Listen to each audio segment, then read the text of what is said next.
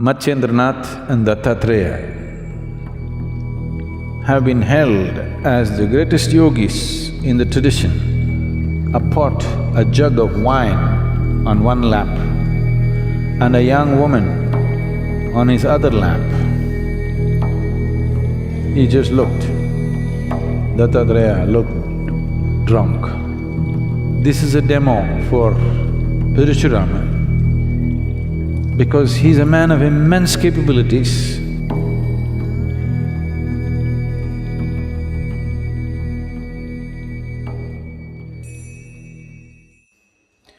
In certain schools of yoga, they classify yogis into three categories. These are referred to as Mandha, Madhyama and Uttama. Mandha means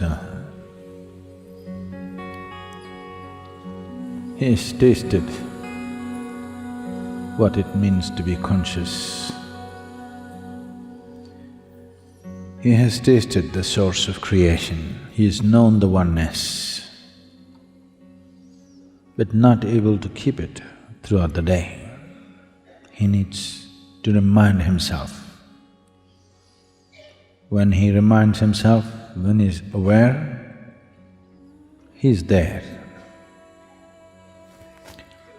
When he is not aware, he loses that whole experience. Nobody can be effortfully conscious for 24 hours. If you're making an effort to be conscious, if you can manage it for a few seconds or minutes, it's a big thing. Otherwise it'll go all over the place. So the first stage of a yogi is called mandha. The second stage of the yogi is called madhyama, that means medium. He is constantly in perception, but the inner dimension and what's beyond is in perception, but what is here, he cannot manage. You have… being in India, definitely you have heard of various yogis who were worshipped, but they were absolutely incapable of anything in their life. Many of them at a certain phases of their life, they even had to be reminded to eat and go to the toilet. Even that had to be taken care of. They became like helpless infants. But they were in a fantastic state within themselves. But however fantastic it is, you cannot remain in that state because being disconnected from the physical world, you cannot remain in the physical body. If you have to maintain your physical body, you must have some competence with the physical world, otherwise you cannot manage it. The third state of a yogi is constantly in perception of the ultimate. At the same time, he is perfectly in tune with the outside. To an extent, you do not know whether he is really a yogi or not.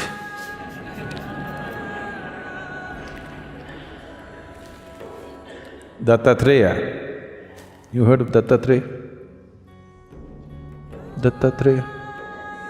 Oh, that's some good news. Because Matsyendranath and Dattatreya have been held as the greatest yogis in the tradition among all a galaxy of realized beings. These two have been held as the greatest among them. Matsyendranath, because of the way he existed,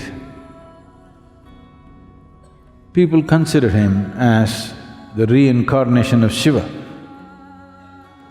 With Dattatreya, people around him said he is the reincarnation of Shiva, Vishnu and Brahma at once. This is people's way of expressing it. When they saw something about that person, though he's in the human form, nothing human at all. This doesn't mean he's inhuman. Yes, definitely not human. So when they saw such qualities, they could only compare him to Shiva, Vishnu, Brahma like this. They said he is the reincarnation of all the three. So sometimes you will see Dattatreya's images with 3 heads because he is the reincarnation of all the three.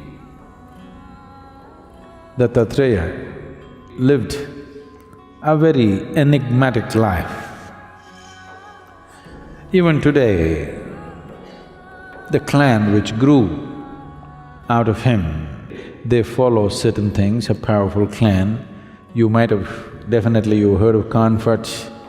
These are the worshippers of Dattatreya. Even today they walk around with black dogs. Dattatreya always had black dogs around him, spotlessly black. I will not go into this dog business. There's a whole lot of things about it. He used dog in a certain way. You know, if you have a dog at home, he's little more perceptive than you. Yes or no?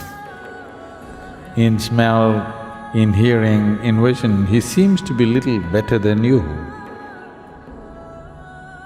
So Dattatreya took the dog to a different level and he chose those dogs which were completely jet black. Even today, the Kanfats have these dogs with them. They won't let their dogs walk, they will carry them on their shoulders and walk, big dogs.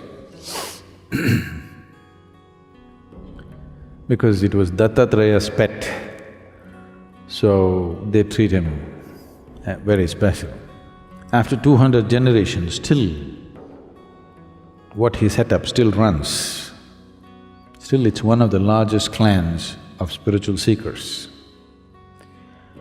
When Parashuram, the axe hacker, anything that he saw, he hacked up with his axe, including his mother. A man of very volatile emotions. In many ways, without participating in it, Parashuram decided the fate of Kurukshetra war. He fixed Karna in the very beginning. He had enormous capabilities, but his emotional volatility did not allow him to perceive the divine every moment of his life, off and on, off and on. Bad weather most of the time. So he went to many gurus or teachers. When he found they did not have what he's looking for, he hacked them. Yes.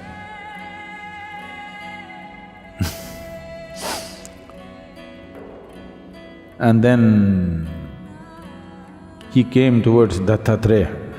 People told him, Dattatreya is your answer. He came, still with his axe. When he was coming towards Dattatreya's place, many other spiritual seekers had gathered. They looked into his ashram and were running away. This is not a spiritual place.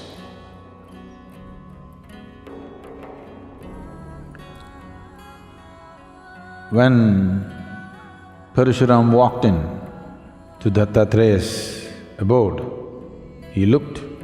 Here was a man who was sitting with a pot, a jug of wine on one lap and a young woman on his other lap.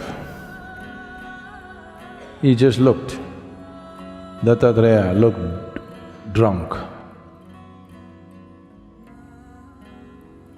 Parashuram looked at him, put his axe down for the last time and prostrated himself. Everybody else left. The moment he prostrated, the jug of wine and the woman disappeared, and Dattatreya was just sitting there with his dog at his feet. Parashuram found his salvation to Dattatreya.